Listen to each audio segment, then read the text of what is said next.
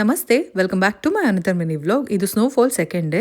So ಮಕ್ಕಳು ಹಿಂದಿನ ದಿನ ಬಕೆಟ್ ಇಟ್ಟಿದ್ರು ಎಷ್ಟು ಇಂಚ್ ಸ್ನೋಫಾಲ್ ಆಗುತ್ತೆ ನೋಡಬೇಕು ಅಂತ ಹೇಳ್ಬಿಟ್ಟು ಅದನ್ನ ಇಲ್ಲಿ ಟೆಸ್ಟ್ ಮಾಡ್ತಾ ಇದ್ದಾರೆ. ಸೊ ಬೆಳಗ್ಗೆ 9:30 ನೋಡ್ಬೋದು -9 ಡಿಗ್ರಿ ಇತ್ತು. Feels like -16. ಚಳಿ ಅಂತೂ ಸಿಕ್ಕಾಬಟ್ಟೆ ಇತ್ತು. ಇಲ್ಲಿ ನೋಡ್ತಾ ಇರ್ಬೋದು ನನ್ನ ಚಿಕ್ಕ ಮಗಳು ಎಷ್ಟು ಖುಷಿ ಪಡ್ತಾ ಇದ್ದಾಳೆ ಸ್ನೋ ಆಗಿರೋದು ನೋಡ್ಬಿಟ್ಟು. ಹಿಂದಿನ ದಿನ ಫುಲ್ಲು ಮ್ಯಾನಿಫೆಸ್ಟ್ ಮಾಡ್ತಾ ಇದ್ಲು, ನನಗೆ ಸ್ನೋ ಆಗಬೇಕು. ಯಾಕಂದರೆ ಲಾಸ್ಟ್ ಇಯರ್ ಅಷ್ಟು ಸ್ನೋಫಾಲ್ ಆಗಿರಲಿಲ್ಲ, ನಾರ್ತ್ ಸೈಡ್ ಆಗಿತ್ತು, ನಾವು ಸೌತಲ್ಲಿ ಇರೋದ್ರಿಂದ ತುಂಬಾ ಕಮ್ಮಿ ಆಗಿತ್ತು ಲಾಸ್ಟ್ ಟೈಮ್. ಸೊ ಅದನ್ನು ನೆನಪಲ್ಲಿ ಇಟ್ಕೊಂಡು ಈ ಸರಿ ಆಗಲ್ವೇನೋ ಅಂತ ಹೇಳ್ಬಿಟ್ಟು ತುಂಬ ಮ್ಯಾನಿಫೆಸ್ಟ್ ಮಾಡಿದ್ದಾಳೆ.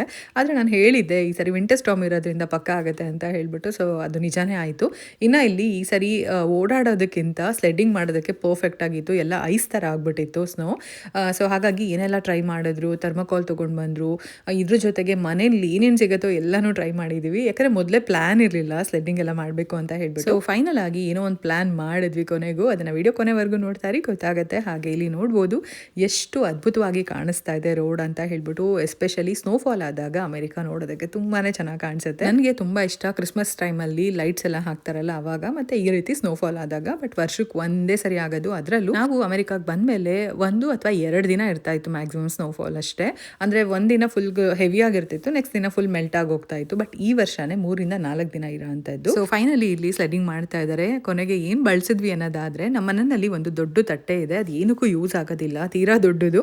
ಸೊ ಪೂಜೆ ಟೈಮಲ್ಲಿ ಯಾವಾಗಾದರೂ ಫ್ರೂಟ್ಸ್ ಏನಾದರೂ ತುಂಬಿಸಿಡೋದಕ್ಕೆ ಅಥವಾ ಅರ್ಶಿನ ಕುಂಕುಮ ಕೊಡೋದಕ್ಕೆ ಏನಾದರೂ ಹಾಕಿಡೋಣ, ಆ ಟೈಮಲ್ಲಿ ಮಾತ್ರ ಯೂಸ್ ಆಗುತ್ತೆ ಅಂತ ಎತ್ತಿಟ್ಟಿದ್ವಿ. ಬಟ್ ಏನೆಲ್ಲ ಟ್ರೈ ಮಾಡಿದ್ವಿ, ಲಾಂಡ್ರಿ ಬಾಸ್ಕೆಟ್ ಆಗಿರ್ಬೋದು, ಸ್ಟೋರೇಜ್ ಬಿನ್ಸ್ ಆಗಿರ್ಬೋದು, ಅಂದರೆ ಕಾಸ್ಕೋಯಿಂದ ತೊಗೊಂಡು ಬಂದಿದ್ವಿ ಸ್ಟೋರೇಜ್ ಬಾಕ್ಸ್ಗಳು, ಈ ಥರ ಒಂದಷ್ಟೆಲ್ಲ ಟ್ರೈ ಮಾಡಿದ್ವಿ. ಆದರೆ ನನ್ನ ಚಿಕ್ಕ ಮಗಳು ಕೂತ್ಕೊಬೋದಾಗಿತ್ತು, ದೊಡ್ಡೊಳಗೆ ಆಗ್ತಾ ಇರಲಿಲ್ಲ. ಸೊ ಹಾಗಾಗಿ ಈ ರೀತಿ ಪ್ಲ್ಯಾನ್ ಮಾಡಿದ್ವಿ. ಇದು ತುಂಬ ಚೆನ್ನಾಗಿ ವರ್ಕೌಟ್ ಆಯಿತು. ಇನ್ನು ತಟ್ಟೆ ಸ್ಕ್ರ್ಯಾಚ್ ಬೀಳಬಾರ್ದು ಅನ್ನೋದಕ್ಕೋಸ್ಕರ ಮೇಲ್ ಒಂದು ಕವರ್ ಹಾಕಿದ್ದೀವಿ. ಆ ಕವರ್ ಹಾಕಿರೋದ್ರಿಂದಾನೇ ಇಷ್ಟು ನೀಟಾಗಿ ಸ್ಲೈಡ್ ಆಗ್ತಾರಂಥದ್ದು. ಬರೀ ಮಕ್ಕಳು ಮಾತ್ರ ಅಲ್ಲ, ನಾವು ಅಷ್ಟೇ ಎಂಜಾಯ್ ಮಾಡಿದ್ವಿ. ತುಂಬಾ ಫನ್ ಆಗಿತ್ತು. ಹಾಗೆ ಡ್ಯಾಲಸಲ್ಲಿ ಸ್ನೋಫಾಲ್ ಆದಾಗ ರೀಲ್ಸ್ ಮಾಡ್ತಾರೆ ಅಂತ ತುಂಬಾ ವೈರಲ್ ಆಗುತ್ತೆ, ತುಂಬ ರೀಲ್ಸ್ಗಳು ಬರ್ತಾ ಇರುತ್ತೆ ಅದ್ರ ಬಗ್ಗೆ. ಬಟ್ ಈ ಸರಿ ರೀಲ್ಸ್ ಜೊತೆಗೆ ಈ ಒಂದು ಆಕ್ಟಿವಿಟಿ ಕೂಡ ಆ್ಯಡ್ ಆಗಿಬಿಟ್ಟಿತ್ತು. ಸೊ ಮೊದಲು ಪ್ಲಾನ್ ಇದ್ದಿದ್ರೆ ಸೆಟ್ಟಿಂಗ್ ಬೋರ್ಡ್ಸ್ ಎಲ್ಲ ತರಿಸ್ಕೊಬೋದಾಗಿತ್ತು, ಬಟ್ ಪ್ಲಾನ್ ಇರಲಿಲ್ಲ. ಹಾಗಾಗಿ ಈ ರೀತಿ ನಾವು ಪ್ಲಾನ್ ಮಾಡಿದ್ವಿ. ಇಷ್ಟೊಂದು ಲೇಯರ್ಸ್ ಕವರ್ ಮಾಡ್ಕೊಂಡಿದ್ರು ಕೂಡ, ಥರ್ಮಲ್ಸ್ ಹಾಕೊಂಡಿದ್ರು ಕೂಡ ಅಷ್ಟು ಚಳಿ ಆಗ್ತಾ ಇತ್ತು. ನನ್ನ ಕೈಲಂತೂ ಇರೋಕ್ಕೆ ಆಗಲಿಲ್ಲ.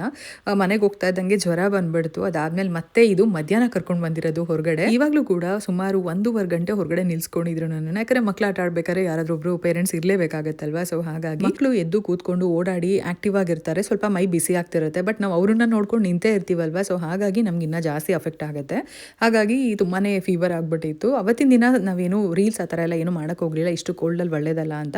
ನೆಕ್ಸ್ಟ್ ದಿನ ಟೆಂಪ್ರೇಚರ್ ಕಮ್ಮಿ ಇದ್ದಿದ್ದರಿಂದ ರೀಲ್ಸ್ ಮಾಡಿದ್ವಿ. ಐ ಹೋಪ್ ನೀವೆಲ್ಲ ಇಷ್ಟಪಟ್ಟಿದ್ದೀರಾ ಅಂತ. Thank you for watching.